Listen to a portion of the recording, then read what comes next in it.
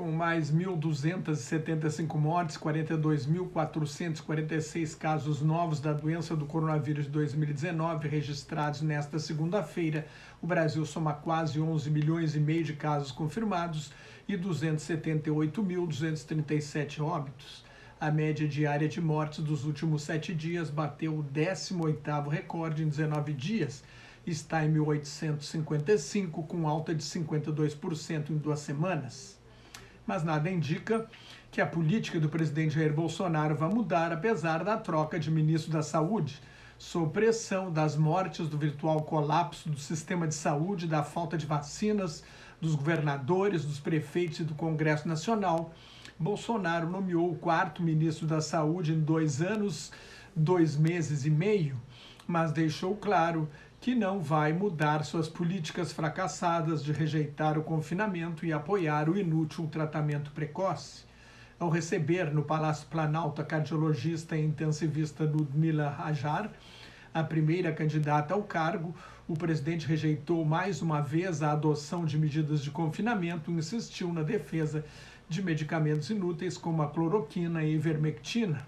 A médica e professora da Universidade de São Paulo disse que não iria desdizer Bolsonaro, mas rejeitou o convite por falta de convergência técnica.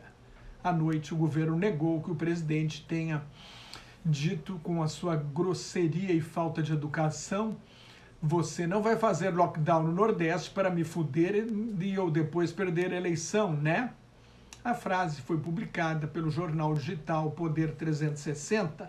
Rajar pretendia adotar medidas de isolamento social nas áreas mais críticas, criar uma série de comissões técnicas dentro do Ministério da Saúde para cuidar de cada aspecto da pandemia e apelar à Organização Mundial da Saúde e ao resto do mundo para conseguir mais vacinas. O presidente não se interessou, só está preocupado com o impacto da crise econômica na sua reeleição. Pior ainda, o deputado federal Eduardo Bolsonaro, filho do presidente, quis saber a opinião da médica sobre o aborto e armas, temas sem qualquer relevância no que toca à pandemia, que é o maior problema de saúde pública do país há mais de um ano. Ludmila Rajar entende que as armas são uma questão relativa à polícia e às Forças Armadas. Manifestou-se contra armar a população, com razão. Nas 24 horas em que seu nome foi cotado para a ministra da Saúde, Ludmila Rajar foi alvo de uma série de ataques de milícias virtuais bolsonaristas, fascistoides e, inclusive, com ameaças de morte. Foi alvo de 3 tentativas de invasão do hotel onde estava por pessoas que tinham o número do quarto e se apresentaram como parte de sua equipe. Se não fossem os seguranças do hotel, ela não sabe o que teria acontecido. As milícias bolsonaristas criaram perfis falsos no Twitter e no Instagram, divulgaram o nome da médica, o telefone da médica nas redes sociais e ameaçaram sua família. Quando Ludmila reclamou para o presidente, Bolsonaro alegou que isso faz parte. Como sempre, ficou do lado de seus seguidores mais fanáticos e agressivos, da tropa de choque com que conta para a reeleição. No início da noite de segunda-feira, Bolsonaro anunciou a indicação do médico Marcelo Queiroga, presidente da Sociedade Brasileira de Cardiologia. É um antigo aliado, trabalhou na equipe de transição, deve ter aceito as condições impostas pelo presidente. Seus desafios serão salvar o sistema de saúde, aumentar a coordenação com estados e municípios e acelerar a vacinação. Queiroga descartou o confinamento e declarou que, como não há um tratamento reconhecido contra o coronavírus, os médicos devem ter autonomia, o que significa rejeitar a inútil e prejudicial cloroquina. Ludmila Rajar era uma indicação do Centrão, bancada pelo presidente da Câmara dos Deputados, Arthur Lira. O presidente optou por um médico indicado pelo seu filho, o senador Flávio Bolsonaro. O jornal Estado de São Paulo diz que um deputado do Centrão comentou que na próxima vez em que o presidente pedir para mudar o ministro, talvez o Congresso queira trocar o presidente. Na sua despedida, o general Eduardo Pazuello, um militar especializado em logística que não tinha nenhuma experiência em saúde pública, anunciou que o Ministério da Saúde está comprando com os laboratórios Pfizer e Janssen, 138 milhões de doses de vacinas contra a Covid-19, 100 milhões da Pfizer a serem entregues até setembro e 38 milhões do braço de vacinas da Johnson & Johnson a serem entregues até novembro.